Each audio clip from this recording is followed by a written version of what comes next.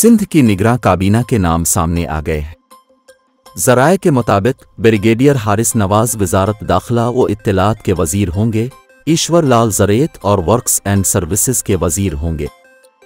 ज़राए का कहना है कि मुबीन जमानी बल्दियात व पब्लिक हेल्थ की वजारत संभालेंगे, जबकि खुदा बख्श मरी तवानाई और मदनियात के वजीर होंगे।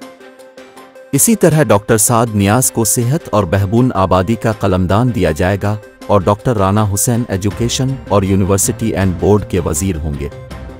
उमर सुमरू कानून व अमून नौजवानान के वजीर होंगे। ज़राए का कहना है कि डॉक्टर जुनेद शाह और अरशद वली मोहम्मद भी निगरां वजीर का हलफ उठाएंगे।